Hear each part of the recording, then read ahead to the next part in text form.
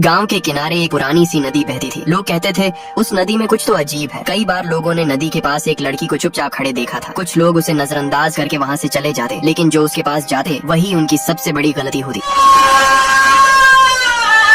सुबह के समय सब सामान्य लगता था, लेकिन रात के अंधेरे में नदी से किसी के रोने की आवाज आती थी, धीमी, डरावनी, जैसे कोई मदद मांग रहा हो। उसी गांव में रहता था एक लड़का, टिंकू। वह हमेशा हंसता रहता, सबकी मदद करता, लेकिन उसकी दुनिया सिर्फ एक इंसान के इर्द गिर्द घूमती थी। उसकी छोटी बहन रानी, दोनों एक दूसरे के लिए सब कुछ थे। हर शाम वे नदी के पास जाते, पत्थर फेंकते, पानी में लहरें देखते और जोर जोर से हंसते। रानी अक्सर कहती, भैया आप दुनिया के सबसे अच्छे भाई हो, और टिंकू बस मुस्कुरा देता। लेकिन एक दिन सब बदल गया। एक सुबह टिंकू किसी जरूरी काम से गांव से बाहर गया। जब वह वापस आया तो रानी गायब थी। पूरा गांव उसे ढूंढने लगा, हर गली, हर खेत, लेकिन रानी का कोई पता नहीं चला। बस एक अजीब बात सामने आई। किसी ने उसे आखिरी बार नदी के पास खेलते हुए देखा था। लोगों के चेहरे पर डर आ गया। किसी ने धीरे से कहा, वह नदी श्रापित है। सालों पहले एक लड़के ने अपनी प्रेमिका को उसमें धक्का दे दिया था। वह लड़की डूब कर मर गई और कहते हैं उसकी आत्मा अभी भी वहाँ भटकती है। सब डर गए, लेकिन टिंकू ने हार नहीं मानी। उस रात गहरे अंधेरे में टिंकू अकेला नदी के पास गया। हवा ठंडी थी, पानी बिल्कुल शांत। तभी एक आवाज आई, भैया प्लीज मुझे बचा लो, मैं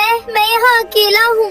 टिंकू का दिल जोर से धड़कने लगा। उसने इधर उधर देखा और तभी उसे एक सफेद कपड़ों वाली लड़की नजर आई। वह धीरे धीरे उसके पास गया, लेकिन अचानक वह लड़की पानी के अंदर चली गई। बिना सोचे समझे टिंकू भी नदी में कूद गया। जैसे ही वह अंदर गया, उसे लगा जैसे वह किसी और ही दुनिया में आ गया हो। सब कुछ अजीब, ठंडा और शांत। तभी उसने देखा रानी उसके सामने खड़ी है, लेकिन उसकी आंखें खाली थीं, चेहरे पर एक अजीब सी मुस्कान। भैया तुमने आने में बहुत देर कर दी, अब मैं पूरी उसकी हो चुकी हूँ। टिंकू का शरीर कांप गया। उसने हाथ बढ़ाया, रानी चलो घर चलते हैं। लेकिन जैसे ही उसने ध्यान से देखा, वह रानी नहीं थी, वह वही सफेद कपड़ों वाली लड़की थी। उसका चेहरा बिल्कुल सफेद, आंखें अंधेरी और हंसी डरावनी। तुम मेरी बहन नहीं हो, रानी कहाँ है? टिंकू चिल्लाया। आत्मा जोर जोर से हंसने लगी। तुमने यहाँ आकर बहुत बड़ी गलती कर दी, अब तुम भी यहीं रहोगे। डर के मारे टिंकू ने पूरी ताकत लगाई और किसी तरह तैरकर नदी से बाहर निकल आया। वह कांप रहा था, समझ नहीं पा रहा था क्या हुआ। जब वह घर पहुँचा तो उसने देखा बाहर भीड़ लगी है। वह दौड़ता हुआ अंदर गया और जो उसने देखा वह हैरान रह गया। रानी वहाँ खड़ी थी, बिल्कुल ठीक, जिंदा। किसी ने बताया सुबह वह नदी के पास बेहोश मिली थी। टिंकू की आंखों में आंसू आ गए। उसने रानी को जोर से गले लगा लिया। उस दिन के बाद दोनों ने कसम खा ली, कभी भी नदी के पास नहीं जाएंगे। जिंदगी धीरे धीरे सामान्य हो गई। अब वे जंगल में खेलने जाते, हंसते रहते, लेकिन कहानी यहीं खत्म नहीं होती, क्योंकि नदी की आत्मा ने अभी भी उनका पीछा नहीं छोड़ा था। एक रात जब दोनों सो रहे थे, रानी को किसी की आवाज आई, रानी बेटा बाहर आओ। मैं आई हूँ। रानी ने आंखें खोली और धीरे से बाहर चली गई। बाहर वही सफेद कपड़ों वाली आत्मा खड़ी थी। तभी टिंकू की भी नींद खुल गई। वह बाहर आया और देखा रानी और वह आत्मा एक साथ खड़ी है। वह उनके पास गया, रानी अंदर चलो। लेकिन जैसे ही दोनों पीछे मुड़ी, दोनों के चेहरे बिल्कुल सफेद थे, उनकी आंखें खाली। टिंकू समझ भी नहीं पाया और उस रात वह कभी वापस नहीं आया। अगली सुबह गांव का एक आदमी नदी के पास से गुजरा। उसने देखा नदी के किनारे दो लोग बैठे हैं। वह टिंकू और रानी थे, लेकिन अब वे पहले जैसे नहीं थे। दोनों चुप थे और धीरे से पानी की तरफ देख रहे थे, जैसे किसी और का इंतजार कर रहे हैं।